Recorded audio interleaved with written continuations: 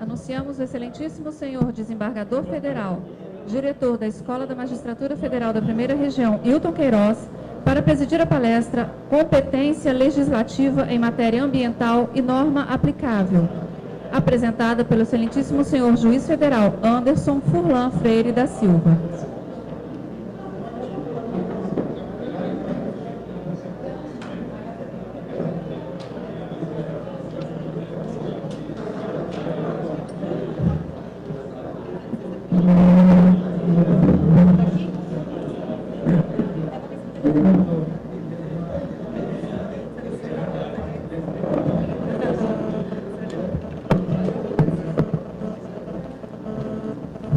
Prezados colegas, vamos retomar as nossas atividades, ouvindo a palestra do nosso colega Anderson Furlan Freire da Silva, magistrado de carreira e juiz federal, quarta região,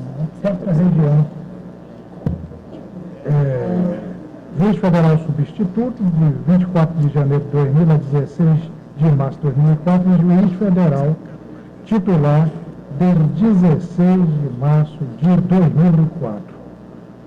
Licenciado em Direito pela Universidade Estadual de Maringá, 1997, curso de especialização em Direito, Escola Superior da Magistratura, Coordenadoria de Maringá, 1998, mestrado em Ciências Jurídico-Econômicas da Faculdade de Direito da Universidade de Lisboa, 2009, 18 valores, doutorando em Ciências Jurídico-Econômicas pela Faculdade de Direito da Universidade de Lisboa, já fui docente na Escola Superior de Magistratura do Estado do Paraná, Coordenadoria de Maringá, Organização Judiciária, 2000 a 2004, Direito Tributário, 2005 a 2009. E, entre as suas atividades profissionais de não docente, fui analista do Tribunal Judiciário do TRF da 4ª Região, depois tenho ingressado por concurso na magistratura federal, como eu já disse, juiz federal substituto, juiz federal titular. Hoje, vice-presidente da Associação Paranaense dos Juízes Federais, APAJUF, na gestão 2004-2005, e trabalhos escritos, ativismo judicial em matéria ambiental, no direito ambiental em evolução, sanções administrativas tributárias, o coautor é José Antônio Savarins, sanções penais tributárias, certidões negativas de débitos e direitos fundamentais dos contribuintes, a Lei Complementar número 123 e a responsabilidade tributária, globalização econômica e impostos aduaneiros, obrigações tributárias humanas, execução fiscal de dívidas agrárias, otimização do cumprimento de mandados judiciais e atos conexos, elisão fiscal, evolução jurídico-doutrinária e situação atual, a nova, foi publicado em Coimbra, tanto que está a situação atual com a forma portuguesa de escrever, não é de dizer. A nova execução fiscal, custeio da Seguridade Social, aspectos relevantes do processo administrativo, não cumulatividade tributária.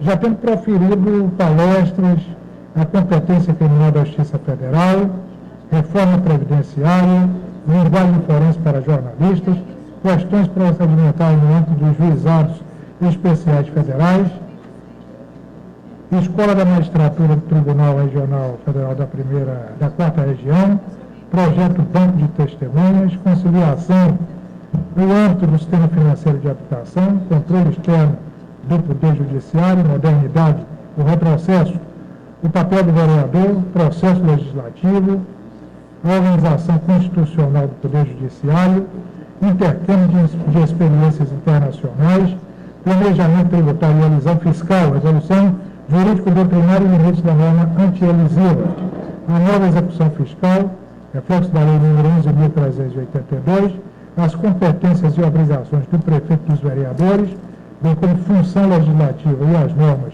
municipais, execução fiscal, a busca pela efetividade em seus aspectos polêmicos, técnicas de conciliação, direitos dos animais.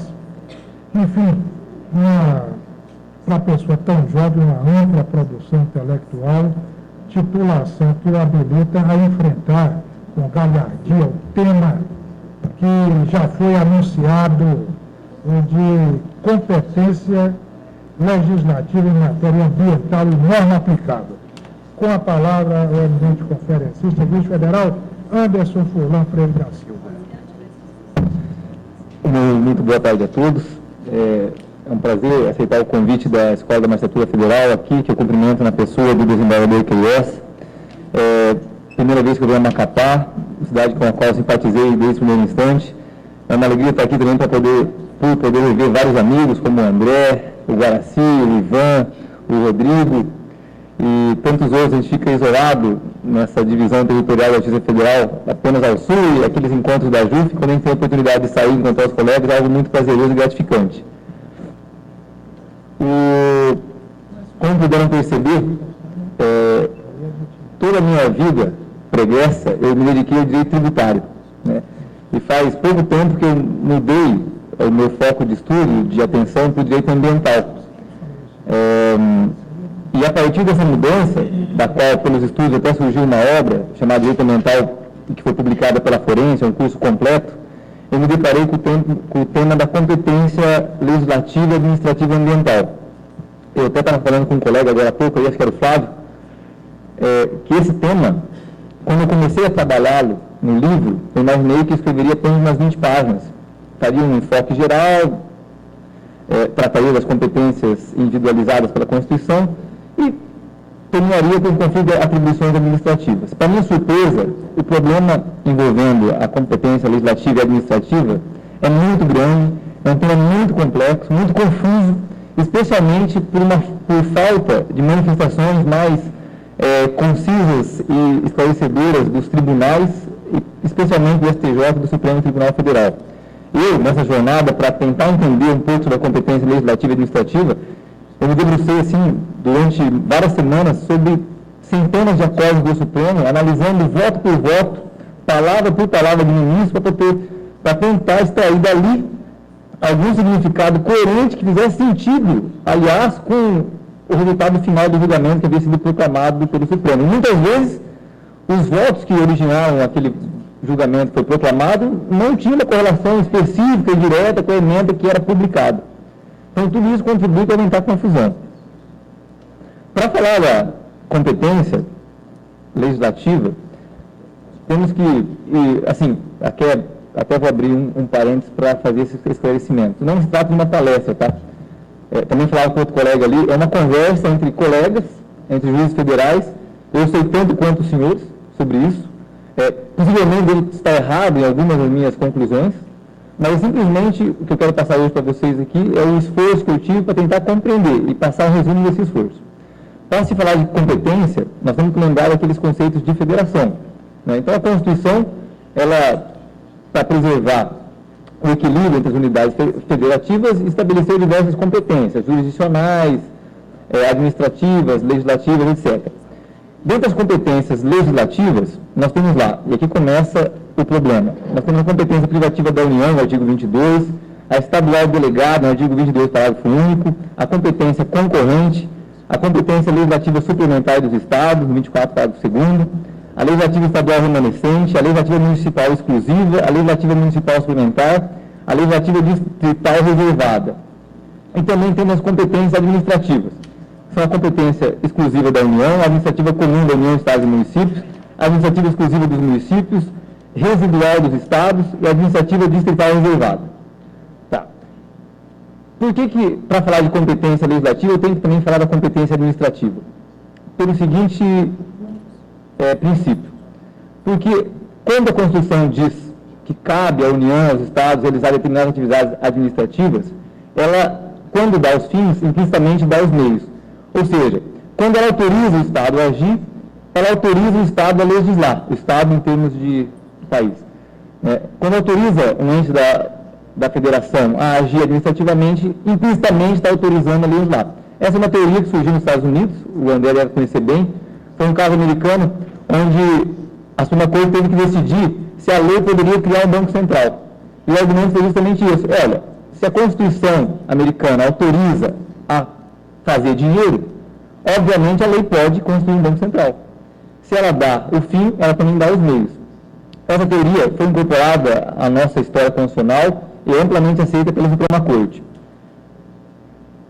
Além de termos que analisar a competência administrativa em função também da competência legislativa, há na própria competência legislativa estabelecida pela Constituição um certo embaralhamento. As competências muitas vezes se sobrepõem. Por exemplo, vejam lá a competência privativa da União, no artigo 22, para falar sobre águas e recursos naturais. A competência privativa, o Supremo disse isso várias vezes, a doutrina está cansada de repetir, quando ela deve ser exercida, ela deve ser exercida até o seu exaurimento. Competência privativa é isso. A União deve legislar e esgotar a matéria, não devendo sobrar espaço para os demais entes da Federação atuarem. Só que a competência privativa da União em matéria ambiental diz lá sobre recursos naturais e sobre águas. Quer dizer, então, que nenhum Estado ou nenhum município pode mais legislar sobre recursos naturais ou sobre águas? Né? É uma questão complicada. A competência concorrente, que muitas vezes choca com a competência legislativa, ela diz lá no artigo 24, inciso 6, cabe aos Estados, à União, aos municípios, aos Estados, à União, ao Distrito Federal, legislar sobre direito urbano, urbanístico, florestal, caça, pesca, conservação da natureza e proteção do meio ambiente. Vejam vocês, só conceitos indeterminados. Esses conceitos indeterminados autorizam que os Estados, quando legislem, acabem esbarrando em norma da competência legislativa da União. Um exemplo que o Supremo Tribunal analisou. A União tem competência privativa para legislar sobre registros públicos.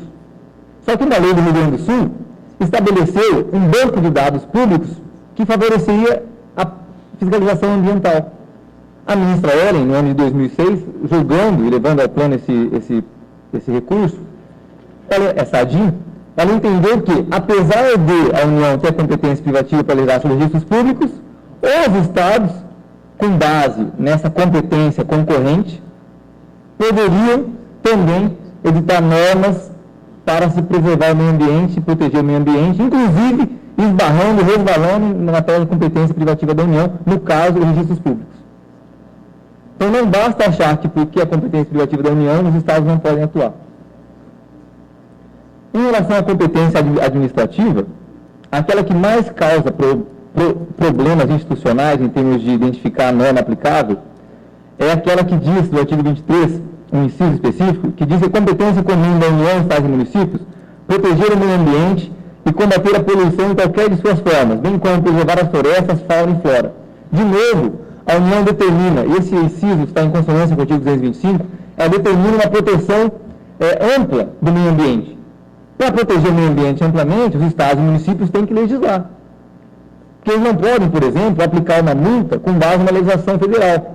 Pelo menos a jurisprudência majoritária é nesse sentido. Então, eles têm que ter leis próprias. Por isso que muitas vezes eles vão perceber que os Estados e municípios praticamente repetem leis federais só para ter possibilidade de impor sanções. Só que muitas vezes, quando eles fazem isso também, eles acabam inovando em alguns aspectos, inovando em matérias que ofendem a competência da União.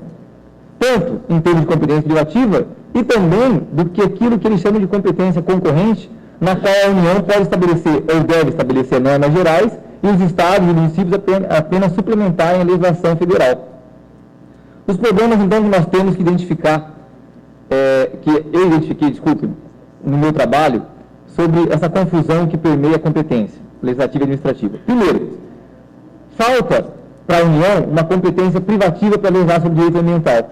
Ao contrário do que acontece com o direito penal, direito civil, onde está lá muito claro, compete à União legislar sobre direito civil, compete à União legislar sobre direito penal. E a gente sabe muito bem que se o Estado legislar sobre direito penal está invadindo a competência da União, não existe uma regra parecida sobre direito ambiental. Não está escrito na Constituição que cabe à União legislar sobre direito ambiental. Não está escrito isso. Há também esse embaralhamento das competências. Eu uso essa expressão embaralhamento porque ela não é minha. Ela foi utilizada pelo ministro Gilmar Mendes. Num dos votos que eu analisei, onde estava aquela confusão enorme sobre a competência legislativa, Luiz Gilmar Mendes disse justamente isso. Há, na Constituição, um embaralhamento de competências. Ou seja, para dizer que há um embaralhamento de competências, pressupõe-se, então, que há necessariamente uma incerteza jurídica. Porque se estão as cartas embaralhadas, há uma incerteza sobre qual delas deve fundamentar a norma. E essa incerteza só vai desaparecer a partir do momento que o Supremo der um julgamento definitivo sobre aquela questão. Há também, isso eu acabei de falar, a teoria dos poderes implícitos, que é onde eles dão os fins, também dão os meios, e os estados e municípios também podem legislar em matéria ambiental naquelas competências administrativas. A ausência de monopólio, juntamente com competências privativas sobrepostas, a ausência de definição do que sejam normas gerais, a competência legislativa municipal indefinida em matéria ambiental, tudo isso contribui para a incerteza jurídica. Quando se trata da competência concorrente, a teoria constitucional há muito já prega que cabe à União editar normas gerais e aos Estados suplementarem a legislação federal no que couber. Pois bem, parece muito simples. Só que ninguém sabe exatamente, nem o próprio Supremo, nem a própria doutrina, o que são normas gerais. Uma primeira corrente diz o seguinte: normas gerais, todas as normas editadas pela União são normas gerais. E essa concepção se choca frontalmente com a própria noção de lei, porque a lei, por definição, é uma norma geral. Só que a Constituição não diz que cabe à União editar a lei, ela diz que cabe à União editar normas gerais. Então são conceitos contraditórios. Por isso que o Supremo, em diversos casos, já disse que as normas gerais, disse pontualmente, não há uma decisão específica sobre isso, que as normas gerais têm que ter caráter principiológico, devem apenas estabelecer estándares. Só que o Supremo também não tem julgamento expresso para dizer que determinada norma ambiental, a pretexto de ser geral, invadiu a competência do Estado e do município e, portanto, seria inconstitucional. Uma outra teoria diz o seguinte, e essa já foi enfocada pelo ministro Joaquim Barbosa num dos votos. A norma geral tem que ter caráter principiológico, sim. Só que quando ela deixa de ter caráter principiológico, aquilo que deixou de ter caráter principiológico e passou a ser uma especificidade, aquilo só se aplica à União, cabendo aos Estados legislarem, inclusive em sentido oposto àqueles dispostos pela legislação federal. Vejam vocês, vamos pegar um exemplo concreto. Código Florestal. A pretexto de ser uma norma geral, o Código Florestal estabelece metragens onde deve haver legislação a partir da margem dos rios. Para rios urbanos, 15 metros, para rios assim, 30 metros, das encostas dos morros, etc. Dessa minúcias de estabelecer metragens. Será que estabelecer metragens em relação à margem de rio é trabalho de uma norma geral? Se não for, de acordo com essa teoria, essas metragens só se aplicariam aos rios da União, se é que existem rios da União. E os estados poderiam estabelecer metragens específicas, em alguns casos, desconsiderando o que está disposto na norma geral. Porque, nesse caso, a norma geral invadiu a competência dos estados. Ela deixou de ser geral para ser específica. E a norma geral, sendo específica nesse aspecto, só se aplicaria à União. Não há, no entanto, uma definição categórica do Supremo sobre a questão. Também há, eu acabei de dizer para vocês, um outro fator de insegurança, que é a falta de definição sobre o que sejam normas de interesse local no âmbito da competência municipal. Os municípios também podem legislar matéria ambiental e legislam diariamente. Muitas vezes, o pressuposto constitucional para autorizar a legislação é o tal do interesse local. Só que o interesse local também não tem uma definição, nem no Supremo, nem na doutrina. Há várias definições, mas nenhuma que seja consensual sobre o que seja interesse local. Por isso, o Supremo tem que, muitas vezes, ficar se debruçando para entender ou para decidir se aquela norma, no caso concreto, é interesse local ou não. Havendo toda essa confusão, há algumas formas de solucionar casos concretos que aparecem perante os processos, nossos julgamentos dos tribunais e dos cortes superiores. Alguns critérios, algumas formas de solucionar esses conflitos ambientais e normas, eles podem ser utilizados.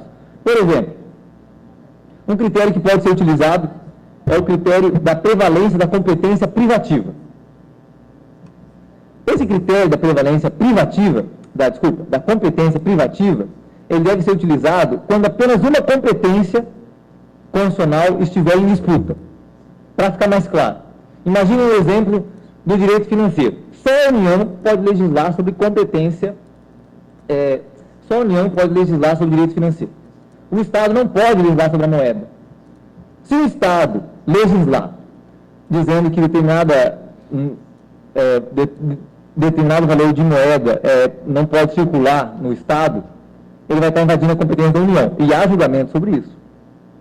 Ele não pode fazer isso. No caso, o Estado, ele não tem nenhuma razão para legislar sobre direito financeiro. Ele não consegue extrair o seu fundamento de nenhuma norma constitucional. Que norma da Constituição autoriza o Estado a tirar de circulação determinada moeda? Ele não pode fazer isso, é competência privativa da União. Então, quando acontece esse caso, onde uma competência está em disputa, a União tem a competência privativa para legislar, e o Estado legisla naquela matéria, há uma invasão de competência, porque o Estado não fundamenta a competência em nenhuma outra norma constitucional. É um critério que pode ser utilizado, e é muito utilizado pelo Supremo em vários julgamentos. Um outro critério, ou uma forma de solução, é o abrandamento da competência privativa. O Estado, ele edita uma norma, não sendo geral, mas edita uma norma pontual e restritiva em relação a uma norma constitucional, a uma norma federal baseada na competência privativa da União. Isso acontece muito em termos de trânsito. É competência da União privativa legislar sobre trânsito. Não obstante, os Estados, à torta e à direita, legislam sobre trânsito. E aí, em muitos casos, o Supremo diz o seguinte: olha, nessa situação específica, onde há uma atuação do Estado pontual e restritiva, está justificado o interesse regional do Estado em legislar sobre trânsito, em direito do consumidor. Mas em dezenas de outros casos, o Supremo diz que não. O Estado jamais pode legislar sobre trânsito. Vou dar alguns exemplos. No Estado do Paraná, tem uma lei estadual, ou tinha uma lei estadual, que determinava que os Estados trafegassem, mesmo de dia, com o meio farol aceso. Essa norma foi impugnada no Supremo, o Supremo disse que não. Só a União pode legislar sobre trânsito. É competência privativa da União. Por outro lado, teve uma norma de Brasília em que o Distrito Federal diz o seguinte: todos os estados têm que passar por uma... tem um nome que agora me falhou. Uma inspeção anual, foi criado um serviço, uma inspeção anual ambiental para verificar os níveis de poluição, e nenhum carro pode trafegar sem esse certificado. É uma norma sobre trânsito. O carro é proibido de trafegar. Só que, nesse caso, o Estado buscou a seu fundamento constitucional num outro dispositivo da Constituição que autoriza a proteger o meio ambiente e combater a poluição. E aí o Supremo disse que não. Que nesse caso, apesar de ser uma norma de trânsito, ela tinha fundamento constitucional, então ela poderia dispor sobre tráfego e sobre trânsito, ao contrário de precedentes anteriores do Supremo. Uma outra questão, um outro critério que geralmente se invoca para decidir questões ambientais dessa natureza é simplesmente a prevalência da lei federal. Isso se aplica tanto no caso onde a competência privativa foi exercida, como no caso da competência concorrente. Vale dizer, não importa qual o teor da lei estadual ou municipal, se é contra, restritiva ou não. O que importa é que, existindo uma lei federal, a lei federal sempre prevalece. No entanto, há precedentes dizendo o seguinte: nem sempre a lei federal deve prevalecer. Há situações específicas onde, mesmo existindo uma lei federal, deve prevalecer a lei estadual ou municipal, que é esse caso agora que eu acabei de dar como exemplo. E existem vários outros, especificamente no caso envolvendo matéria ambiental e trânsito. Existia uma norma proibindo carros de trafegar em determinado município sem aparelhos, ou caminhões, sem aparelhos que reduzissem a emissão de CO2. Essa norma foi questionada, e aí se entendeu que, apesar de o Código de Trânsito não ter essa restrição, poderia o município legislar sobre trânsito proibindo o tráfego de caminhões sem aquele aparelho e legitimando a multa imposta pelos municípios. Foi uma decisão do Supremo também, envolvendo uma matéria onde o município se apegou num fundamento constitucional diferente daquele fundamento constitucional utilizado pela União para legislar sobre Código de Trânsito. Uma outra forma de solução, e essa é bem interessante, e é consequência dessa anterior que eu acabei de falar, é se autorizar como regra, em determinadas situações, a prevalência da lei regional ou local perante a norma federal. E aqui eu relacionei alguns exemplos de casos onde o Supremo, analisando a competência concorrente, onde caberia à União editar normas gerais e aos Estados suplementarem a legislação federal, e a competência comum dos Estados, administrativa, onde o Supremo, analisando essa tensão entre a competência concorrente legislativa e administrativa comum, decidiu sempre, como regra geral, que a norma dos Estados deve prevalecer. Por exemplo, na ADIM 3669, a ministra Carmen Lúcia foi relatora, e era um caso onde uma lei do Distrito Federal, ao contrário da lei de diretriz e base da educação, a lei do Distrito Federal determinava que o espanhol fosse a língua obrigatória nas escolas. Só que isso não consta da lei de diretriz e base, que, aliás, diz que é facultado a cada entidade escolher qual vai ser a língua estrangeira que vai ser utilizada. E o Distrito Federal impôs a língua espanhola. Nesse caso, o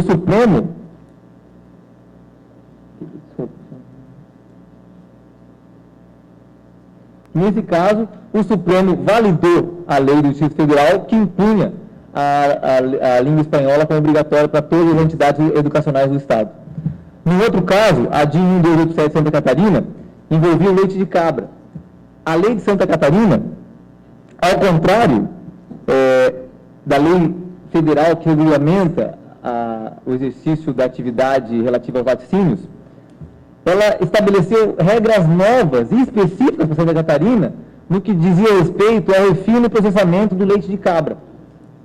O Supremo se debruçou sobre essa matéria também e decidiu que havia um interesse local, baseado na competência administrativa comum, que autorizava e legitimava a norma estadual em função, contrariamente à norma federal. Ou seja, a norma estadual de Santa Catarina, que estabelecia normas diferentes do refino do leite de cabra, era contrária à norma de laticínios federais, federal, e, no entanto, deveria prevalecer, não obstante a norma federal fosse uma norma geral sobre a matéria. Um outro caso foi julgado no estado do Paraná, a DIN 682 de 2007, onde o estado do Paraná ele estabeleceu um requisito etário diverso também da União para ingresso nas escolas. O estado do Paraná autorizou os alunos a ingressarem na escola com 6 anos e a União só autorizava com 7. No caso, disse o Supremo que o estado do Paraná, por intermédio da competência administrativa, teria legitimidade para fazer uma lei contrária à legislação federal no aspecto do requisito etário para ingresso nas escolas, ou seja, em matéria de educação. Esses julgamentos todos servem para ter uma ideia do que devemos esperar em matéria ambiental. Em matéria ambiental, no entanto, apesar do bem ambiental estar estabelecido lá no artigo 225, que compete a todos fiscalizar, inclusive todas as entidades da Federação e Poder Público, o Supremo vinha entendendo que em nenhum caso, a norma estadual ou municipal pode contrariar uma lei federal sobre o meio ambiente. Essa é a posição do Supremo. Então, vejam vocês, em vários outros casos, o Supremo entendeu que a norma estadual e municipal pode contrariar a norma federal, mas em matéria de meio ambiente, onde o valor protegido de suma importância, onde várias normas constitucionais tratam do meio ambiente, onde é dever de todos para presentes e futuras gerações, o Supremo entendia que não. Nenhuma norma estadual ou municipal tinha qualquer margem de discricionariedade para alterar o que está disposto na legislação federal. Ou seja, suplementar, segundo o Supremo, seria simplesmente esmiuçar o que já está escrito, jamais inovar. Isso em matéria ambiental. A partir desse precedente, a doutrina se debruçou e começou a pregar uma nova forma de entendimento, que é o seguinte: quando a norma federal dispõe sobre o meio ambiente, na verdade, por ser o bem ambiental tão valioso, a norma ambiental federal só pode estabelecer um piso de proteção.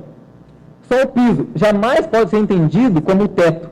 Esse entendimento ele foi resgatado de um voto do ministro Francisco Rezec, no caso da saúde, de 85, onde havia um caso semelhante, onde o ministro Rezec disse o seguinte: como é que eu posso proibir que os estados protejam mais um bem como a saúde, que é garantido pela Constituição? Então quer dizer que só a União pode proteger? Se o estado quer proteger mais ainda a saúde, não pode fazer isso? A União estabeleceu o teto de proteção e os cidadãos daquele estado estão desamparados? Resgatou-se esse entendimento do voto do ministro Rezec, começou-se a trabalhar nele na doutrina e chegou-se a esse consenso, pelo menos doutrinário, onde a norma geral federal estabelece um piso e as normas federais, estaduais e municipais podem estabelecer um teto com base naquelas competências constitucionais, administrativas e concorrentes que eu já falei. A partir daí, e agora eu estou tirando o entendimento a partir de vários votos do Supremo que eu li, em especial da medida cautelar 3937, da ADIM 3937, onde é possível se entender e se defender com argumentos razoáveis que em matéria ambiental a norma que deve prevalecer no caso a caso para todos os aplicadores do direito é a norma mais restritiva. O Supremo chegou a essa conclusão, embora de forma difusa, no julgamento dessa medida cautelar da ADIM 3937. O julgamento é interessantíssimo, há indas e vindas em vários votos, e é, assim, uma fonte extremamente rica de aprendizado. A discussão que se travou era o seguinte: a lei federal não proíbe a venda e comércio do amianto em todo o território brasileiro. Ela não proíbe. Ela autoriza, em determinadas condições, a venda do amianto e a comercialização do amianto. Veio uma lei estadual de São Paulo em que se proibiu radicalmente a venda e produção de amianto no estado de São Paulo. Ou seja, há uma norma federal autorizando a venda, o comércio e a produção de amianto, e uma norma estadual veio e proibiu. Os primeiros votos do ministro Marco Aurélio, do ministro Gilmar Mendes, da ministra Ellen, foram no sentido de que não poderiam os estados ir contra a norma da União. E o ministro Marco Aurélio alegou o seguinte: então quer dizer que, a pretexto de proteger a saúde, pode o estado de São Paulo proibir a venda de cigarros em todo o território de São Paulo? É o mesmo caso. Há uma norma federal que autoriza a venda de amianto, há uma norma federal que autoriza a venda de cigarros. O estado de São Paulo proibiu a venda de amianto. Perguntou o ministro Marco Aurélio, votando contra, dizendo que não poderia o estado de São Paulo ingressar nessa seara. Poderia então ele proibir a venda de cigarros? Essa pergunta, apesar de ele ter feito para 2 ministros durante a sessão do Supremo, nenhuma vez foi respondida. Porque, claro, apesar de ser uma conclusão chocante, é a conclusão que se traz do voto. Se o estado de São Paulo pode proibir a venda de amianto, segundo o Supremo, e eu vou chegar nessa conclusão, ele também vai poder proibir a venda de cigarros, a pretexto de proteger a saúde, resgatando aquele entendimento do voto do ministro Rezec antigo. A ministra Ellen Grace também disse a mesma coisa, e aí pediu a palavra, depois de 3 votos, o ministro Joaquim Barbosa, que fez um voto extenso, mas brilhante, sobre toda a evolução histórica da venda de amianto, inclusive se referindo a uma convenção internacional que falava da venda de amianto, e concluiu, implicitamente no seu voto, nesse sentido, que a norma do Estado de São Paulo obedece muito mais à Constituição do que a norma federal, que é uma norma geral, que autorizava a venda de amianto. A norma de São Paulo, ela, apesar de contrariar, ela obedece aos desígnios constitucionais, o que não faz a norma federal, a qual não foi declarada inconstitucional. O ministro Joaquim Barbosa fez isso razoável. Claro, no voto dele tem algumas considerações sobre tratados internacionais, aquela história de status supralegal de tratado, mas que não é o caso. O ministro Aires Brito, no mesmo sentido que o ministro Joaquim Barbosa, fortaleceu sua conclusão, dizendo que sim, apesar de parecer estranho, é a norma estadual que respeita a Constituição, ao contrário da norma federal.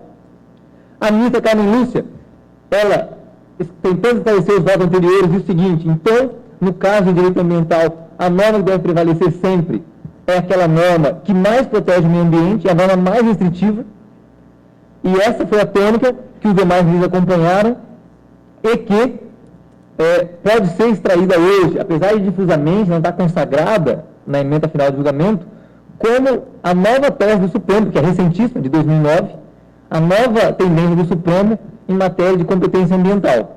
No caso de conflito de normas, deve prevalecer sempre aquela norma que mais protege o meio ambiente. E nesse caso, vejam, em nenhum momento dos votos, ninguém ousou alegar ou agitar a bandeira da proporcionalidade ou razoabilidade.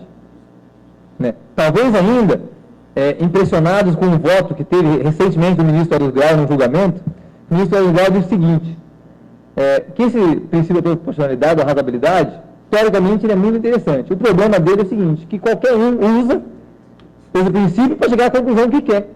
Então, se ele quer entender que aquilo lá não deve ser aplicado, ele fala, não, isso é irrazoável. Se ele quer entender que é aplicável, não, isso é razoável. E o fundamento, assim, a construção é sempre o mesmo. Sempre a mesma. E ele disse isso, fez uma crítica veemente ao princípio da proporcionalidade no julgamento, e que foi um pouco antes do julgamento desses votos. Por isso, talvez, penso eu, que no julgamento, nenhum ministro referiu em nenhum instante do julgamento, na discussão de plenário, sobre o tal princípio da proporcionalidade. O que não deixa de ser um certo paradoxo, porque a partir do momento que o Estado proibiu a venda total, que é autorizada pela União, há que se indagar se essa norma é proporcional ou não aos fins que o Estado procura alcançar. Só que esse questionamento não foi feito.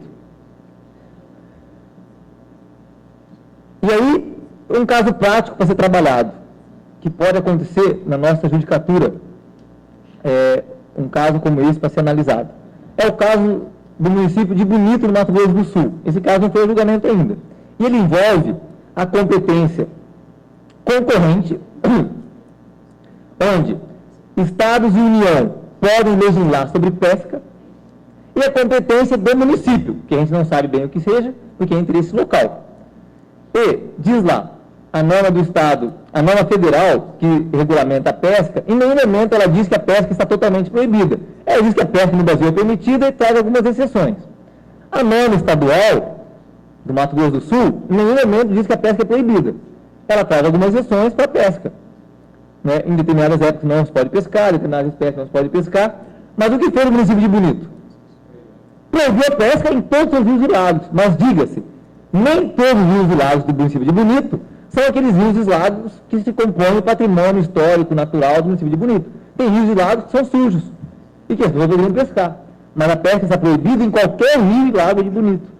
Não se pode pescar em Bonito. Está proibida essa atividade em Bonito de forma categórica. A questão é, qual é a norma que deve prevalecer num caso como esse? Claro, poderíamos falar facilmente numa norma que deve prevalecer a norma federal, que não proíbe a pesca, que é uma norma geral, deve ser respeitada. Um critério de solução. Todos esses critérios de solução podem ser empregados para chegar à solução do caso concreto. Mas, de acordo com o que hoje está entendendo o Supremo Tribunal Federal, mas eu registro a vocês, de forma difusa, não é algo expresso na ementa, mas é análise dos votos do Supremo, hoje, pelo entendimento do Supremo, deve prevalecer a norma mais restritiva. Em matéria de meio ambiente, a norma que mais restringe, que mais protege, é a que deve ser observada pelos juízes e pelos órgãos públicos.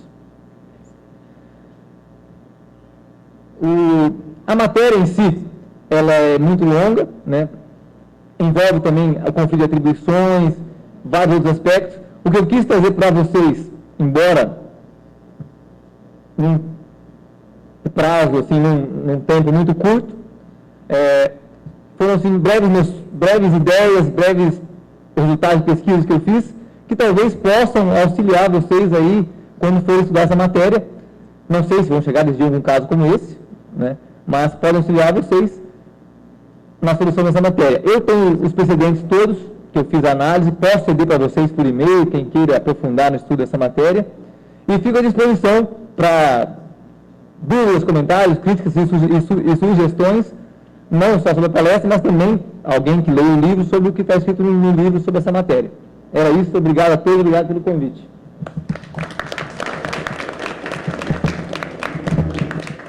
A palavra está franqueada aos colegas para indagações.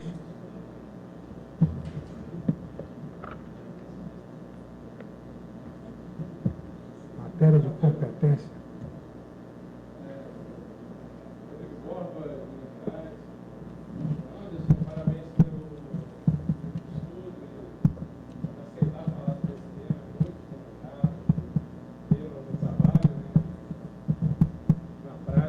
prática a gente vê vários conflitos quanto a, principalmente competência administrativa, até, né? Então, eu queria perguntar se você chegou a fazer algum estudo, a analisar a questão de conflitos entre órgãos, né, o IBAMA, o órgão estadual, até o órgão municipal. E trago um caso prático que eu decidi há uns meses atrás, quanto ao transporte de carvão, por exemplo. Parece que o IBAMA considera que não precisa de autorização, ou passou a considerar a partir de determinada data, só que o órgão estadual lá de Minas fez uma operação lá que multou Deus e o mundo lá por transporte de carvão. Então ficou esse conflito, né? Então, pela sua conclusão, pelo que você extraiu desse entendimento do STF, deveria se aplicar a restrição, né? Mas eu saí pelo lado do princípio da confiança, né? Como é que o particular, de repente, pode ser surpreendido e ser punido se um diz que pode, o outro diz que não pode, né? Fora a questão de ser meio de ganha-pão dele e tal. Então, só se você tiver estudado alguma coisa sobre isso, quiser falar alguma coisa, né? Eu acho... Rodrigo, coisa para falar, você vai ter aí... essa matéria eu trato também, e ela é extensa e complexa, igualmente como a competência legislativa. E existem vários precedentes do Supremo envolvendo a atuação das polícias. As duas polícias atuavam no mesmo caso. Ele tinha que decidir qual polícia que deveria, a polícia do município ou a polícia estadual, que era competente. Mas a última notícia que eu tenho sobre isso é uma decisão do ministro César Peluso, acho que inclusive era de um caso de Minas Gerais, de um licenciamento de uma usina hidrelétrica, se eu não me engano, onde o ministro Peluso, num voto extenso, depois foi, salvo engano, seguido pelos seus pares, era uma decisão monocrática, depois foi ratificada em plenário, que ele disse que a atuação do IBAMA é supletiva, que compete primeiramente aos órgãos estaduais conceder licenciamento e só supletivamente o IBAMA interceder, no caso específico de licenciamento, né? O número que eu tenho aqui é o agravo regimental no recurso especial, não, perdão, é o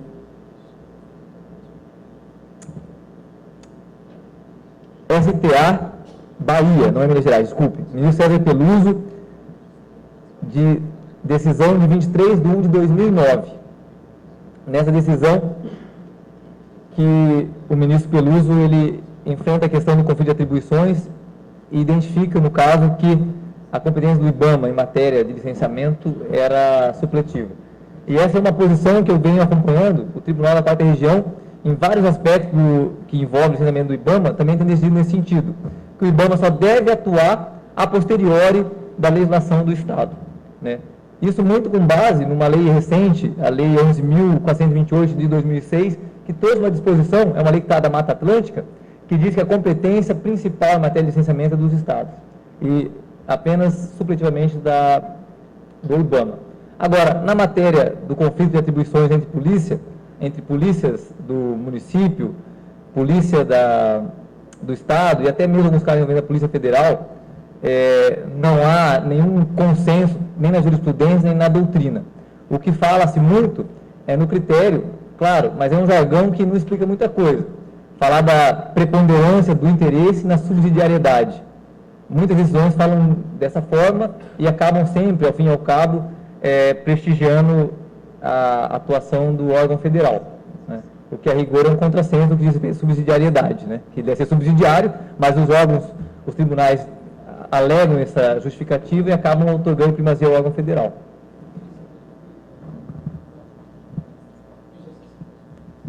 Olha, sou Leonardo Palpério, de Salvador, parabéns também pela brilhante exposição.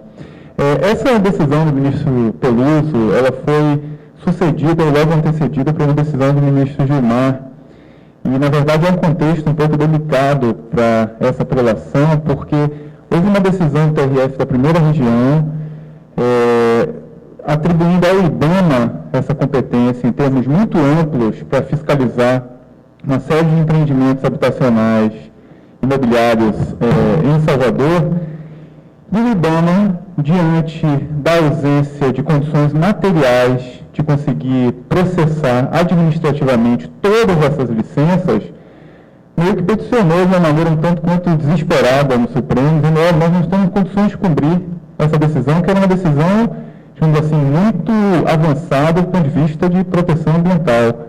Então, pela ausência de condições materiais, o IBAMA pediu a revogação da própria decisão, um abrandamento, digamos assim, da interpretação primeira, para transferir para os estados e até para os municípios um pouco dessa responsabilidade pela concessão dos licenciamentos. Então, só uma informação aí que é bastante interessante. Você tem um colega aí, autor de direito ambiental, que está, né, correndo o Brasil, espalhando essas ideias. Eu acho que o Supremo ainda vai alterar um pouco essa questão. E só para fazer um comentário sobre essa prevalência da lei mais restritiva, né, eu acho que está totalmente de acordo com uma visão mais global da Constituição, que além desses dispositivos que distribuem as competências no âmbito legislativo, no âmbito administrativo, de maneira privativa, concorrente, comum, mas um sistema protetivo do meio ambiente muito mais amplo, que está presente em diversas partes da Constituição, para um planeta como vimos, né, hoje, planeta que apresenta sinais de colapso, né. Me parece que essa questão ambiental, como um entrave ao desenvolvimento econômico, precisa mesmo representar esse entrave por um tempo, porque se a nossa legislação é tão complicada e a poluição avança de tal forma, imagine se tudo fosse muito claro e as licenças ambientais saíssem num prazo muito curto, né? Obrigado. Ô, Leonardo, você tem toda a razão. Isso só saindo um pouco do que eu estava tratando, mas o que a gente percebe, analisando a jurisprudência, o que eu percebi é que hoje há um aumento da consciência ambiental que permeia os julgamentos. Há 30 anos, 20 anos, ninguém falava nisso. Ninguém falava nisso. A matéria ambiental era tratada com descaso. E hoje, a matéria ambiental, ela tem ganhado corpo nas decisões e tem sido muito mais as decisões pensadas, refletidas sobre esse prisma. E um exemplo que eu gosto de dar sempre é que está caindo aos poucos, ainda bem, uma concepção, no meu ver, totalmente equivocada sobre a questão do perdimento de bens envolvendo infrações administrativas ambientais. O que acontecia? Primeiro que antigamente não existia norma ambiental que tratava sobre esse assunto. E aí existiam as normas que protegiam a arrecadação fiscal. Em matéria de contrabando e descaminho, várias normas dispunham lá que os bens utilizados para o transporte de mercadorias descaminhadas ou descaminhadas poderiam ser perdidos administrativamente. Só que, até um parênteses, eu não sei por que isso acontece, eu tenho dificuldade para ver, porque eu sou um pouco cartesiano, mas eu tenho dificuldade para entender isso. Existe a regra do jogo, está escrito lá: olha, se você quiser passar com a mercadoria contrabandeada com o teu carro, e nós flagrarmos, você vai perder o carro. E o cara, não, eu conheço a regra do jogo, então eu vou colocar a mercadoria descaminhada e vou tentar passar. Ele assume o risco. E aí a jurisprudência diz assim: olha, não é bem assim, o carro é tão caro, o produto descaminhado é tão barato, há uma relação aí de proporcionalidade, de novo a proporcionalidade. É desproporcional perder o carro por esses bens aí. Deixa eu falar. Fica na posse do carro. A jurisprudência é assim. Pode fazer a pesquisa dos tribunais, é assim. Em matéria ambiental, e aí vem a esquizofrenia. Pegaram um entendimento construído por contrabando desse caminho, que protege uma receita tributária, que é importante, e quiseram macaquear esse entendimento para a norma ambiental. E é o seguinte: olha, tudo bem, você está aí com uma BMW, encontramos aí 5 ararinhas azuis. Ah, mas a ararinha azul não é tão importante assim, né? Quanto custa a ararinha azul no mercado negro em Milão? Ó, seu carro custa 50, 70, 80 mil, deixa para lá. Pode ficar com o carro. Tem vários precedentes dizendo que há uma proporcionalidade entre o valor do carro e o bem ambiental, como se existisse equiparação. Qual é o valor do bem ambiental para ele fazer uma equiparação?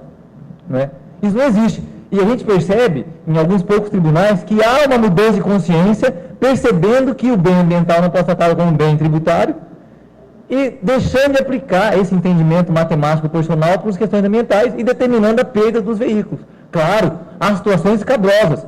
Pegamos um caso no Rio Grande do Sul, onde um iate lá, de não sei quantos pés, acharam dentro do iate um monte de tralha de pesca. Né? E o juiz perdeu o iate, porque estava sendo utilizado para pesca. Não importa se a tralha de pesca custava, sei lá, R$200, mas a questão é, tem uma lei que diz que não pode fazer pesca de arrasto, aquilo ali, não importa se no iate ou numa canoa. Só vale punir o ribeirinho perdendo a canoa dele, não pode punir o dono de um grande iate. Né? E aí, levaram essa discussão, infelizmente, no caso, o dono do iate venceu por 2-1, mas pende agravo. Né? Mas está sendo discutida essa questão justamente sobre esse prisma. Ele conhece a regra do jogo e o bem ambiental não pode ser equilatado pelo bem patrimonial. Então, nesse sentido, Leonardo, há uma mudança em andamento e eu espero, assim, que no futuro bem mais próximo que a gente imagina, essas concepções ambientais mais elaboradas, mais sofisticadas e mais em favor do bem comum possam prevalecer nos tribunais. Né? Veja o caso da farra do boi. Né? O caso da farra do boi é bem interessante, tem paralelo com a Espanha. O Supremo Tribunal proibiu a farra do boi, que era uma manifestação cultural que já durava 300 anos. Tem registro histórico em Santa Catarina de que há 200 anos já existia a farra do boi. Não obstante, o Supremo falou o seguinte, isso é um patrimônio cultural do povo de Santa Catarina? É um patrimônio cultural. É protegido pela Constituição? É protegido pela Constituição. Está lá no artigo 200 e tanto. Mas, no caso, o que está em jogo? Uma mera satisfação visual do ser humano em apedrejar, visual e física em apedrejar um animal, e a crueldade contra os animais. E apesar de a Constituição não proteger a crueldade contra os animais em termos expressos, é um valor que está difusamente na Constituição e deve ser prestigiado. Por isso ela cede, ela prevalece sobre essa manifestação cultural expressa. Há limites para a manifestação cultural. Isso em nome de um bem ambiental, estricto sensu, no caso aí a incolumidade, um tratamento digno aos animais. Aconteceu o mesmo caso com as rinhas de gado do Rio de Janeiro, e vários outros exemplos que percebe-se que os tribunais estão dando uma volta. Né? Eu estudei na Europa e fiz lá um mestrado e conheci a legislação de vários países. O Brasil, infelizmente, é um país, em termos de legislação, de aplicação das normas ambientais, um país subsaariano. As mesmas crueldades que se vêem nos países sul-africanos, lá subsaarianos, se vêem no Brasil, com a bênção do Estado. Nos países da Europa, em muitos deles, já há normas muito mais protetivas desses valores, desses bens ambientais, do que no Brasil, especialmente no Reino Unido, especialmente na Suíça e na Alemanha. Só a título de curiosidade, chegou um caso na Suprema Corte inglesa sobre se os cavalos que prestam serviço de charrete em volta do castelo de Windsor, se não me engano, eles podem ser submetidos a uma jornada diária ilimitada e todos os dias durante a semana. Uma organização entrou com essa ação na justiça inglesa, foi parar na Câmara dos Lordes, que decidiu que as normas constitucionais inglesas, as normas costumeiras, elas têm uma matiz de um bem-estar animal, portanto, os cavalos não podem ser submetidos a uma jornada de 8 horas e têm que ter direito a um dia de descanso por semana. Né? E há vários outros julgamentos desse mesmo sentido de natureza por todos os tribunais da Europa.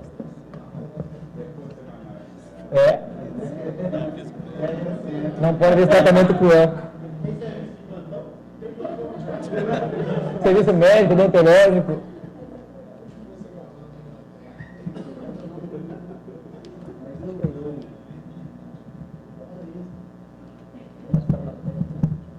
André Vasconcelos, sou de Minas Gerais.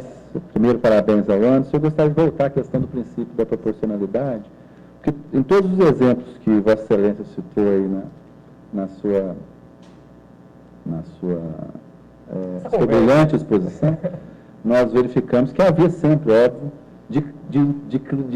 no primeiro momento, uma prevalência, né, do bem jurídico protegido ambiental em detrimento dos demais. Muito mais importante, realmente, salvar a área azul do que o cara ter uma bem dada, né? Mas a minha indagação é, quando essas atividades, nós temos áreas específicas em Minas Gerais, mais especificamente Diamantina, né, de populações de fato enraizadas e que vivem daquela tradição, e mais, que a tradição da atividade extrativa é algo que está introjetado no consciente comum como uma atividade de resistência ao estrangeiro, porque a atividade garimpeira em Minas Gerais ela tem essa característica, mais do que uma atividade de subsistência nas localidades na boca do Vale do Jequitinhonha, ela é uma expressão de resistência. Né? A Inconfidência Mineira se deu em virtude de uma revolta contra a taxação, né, quinta parte do ouro de Minas Gerais. E mais, as pessoas vão passar fome nesses locais se efetivamente essas atividades forem excluídas. Né? Cidadãos que...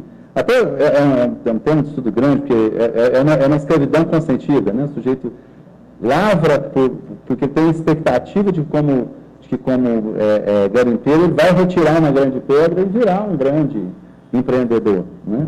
O que, de fato, em 99% das vezes não acontece.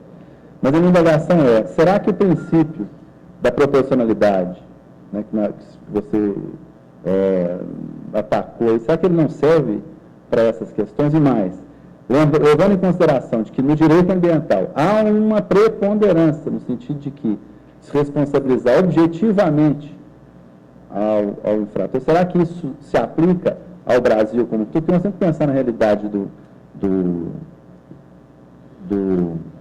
Paraná, né, de São Paulo. A gente conversa, vai lá em palestras em São Paulo, e fala, não, mas aqui em Osasco, em Cubatão, tem gente que resolver. Mas e lá em Diamantina, e no Vale de Jequitinhonha, no lugar onde há fome campeira, será que a proporcionalidade não serve também para esses locais? Essa é a minha pergunta.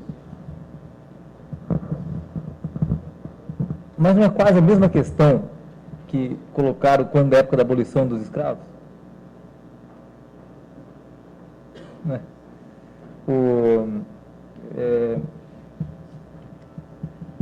Uma norma que vem e determina que é proibido ter, a partir de tal data, escravos. Né? E aqueles sujeitos já vinham tendo escravos fazia muitos anos. E que ele dependia do trabalho daqueles escravos para ele sobreviver. A família dele depende dos escravos. Ele não tem mais nenhum empregado, só tem escravo. Como é que ele vai viver agora? Né? Não é injusto que uma norma venha e retire daquele proprietário os escravos que ele tinha? Sim, sem mais nem menos. Não deveria ter uma proporcionalidade ali em relação ao dono de escravo? Daí a questão de fundo, assim, eu sei que é uma provocação, a questão dos escravos, mas a questão de fundo, de novo, é aquela, qual é o valor ambiental que está sendo protegido? Então, se os cidadãos daquela localidade, na minha opinião, não conseguem sobreviver sem causar danos ao meio ambiente, e se a maioria dos cidadãos, seus representantes, estabeleceu que é proibido realizar determinadas atividades que provoquem danos ambientais, inclusive aquelas que eles realizam na localidade deles, não seria o caso de o Estado subsidiar, de alguma forma, indenizar de alguma forma aqueles prejudicados, ao invés de se usar a proporcionalidade para enfraquecer a força, enfraquecer a efetividade da lei, da legislação? São dúvidas, eu também tenho dúvidas sobre isso. Né? Quando eu começo a fazer o cálculo da proporcionalidade, a restrição, os objetivos, eu também fico em dúvida. Mas tem o reverso da moeda, que eu também trago a reflexão. Qual a sua opinião?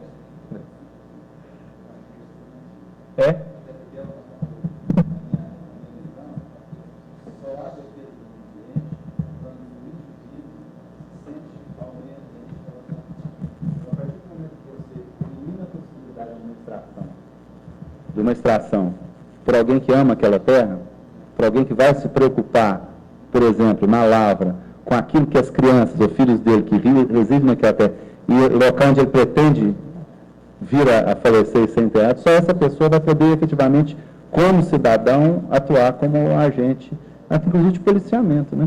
Porque a partir do momento que você exclui totalmente a atividade, você joga na ilegalidade, tanto quem ama o local, tanto quem não vai jogar mercúrio dentro d'água, quanto aquele que vem de fora, que joga mercúrio e vai embora.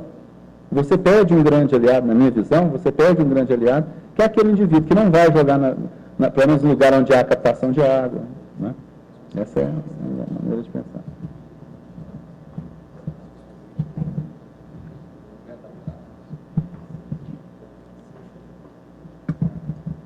Lourenço, boa tarde, parabéns pela sua explicitação.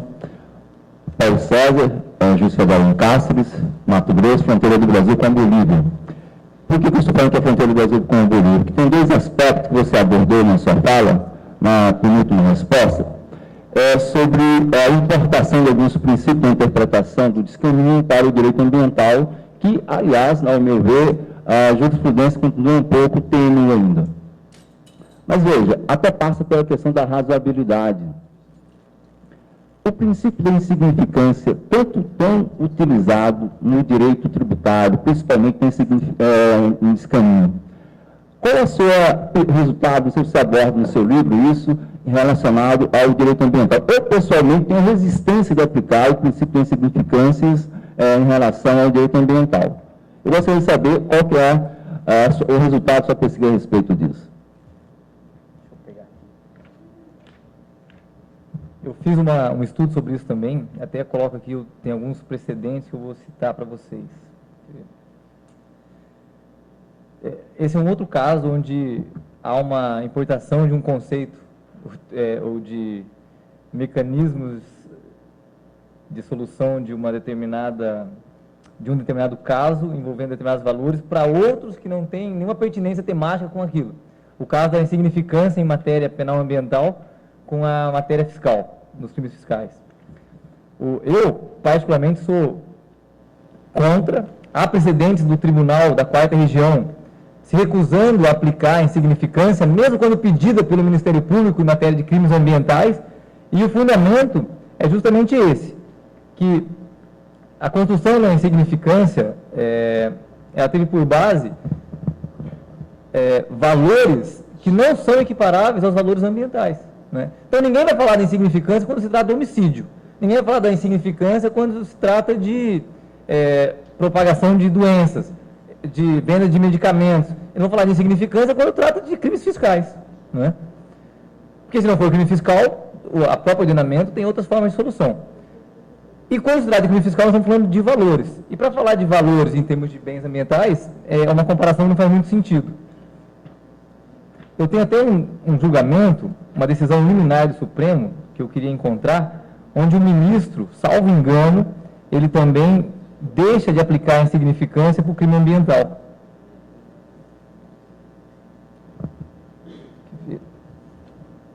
No caso lá, Paulo, né? Você aplica a insignificância em matéria ambiental? Não. E o Tribunal da Primeira Região? Não tem entendimento consolidado ainda não. Também não? Não? Tá, pode começar já, é uma conversa entre amigos, Guaraci. Deixa eu ver, achei aqui.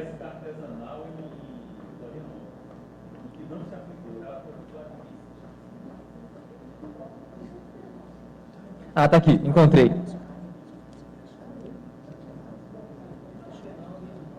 Aqui, ó, na 4ª Região, está bem consolidado esse entendimento, a partir até do Vladimir e do Paulo Afonso Brum, dizendo que a insignificância, mais a partir do Paulo Afonso Brum, de que a insignificância não pode ser utilizada em matéria ambiental, mas pacífica no STJ de que deve ser aplicada a insignificância em matéria ambiental.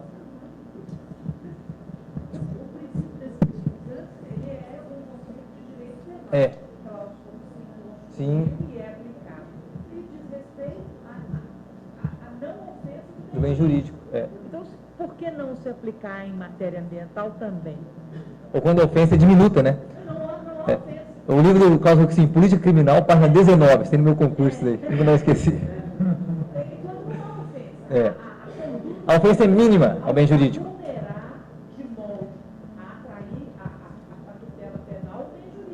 Teoricamente, é perfeita. Mas sabe qual é o problema? Que a gente analisa nos casos, nos julgamentos, é o seguinte.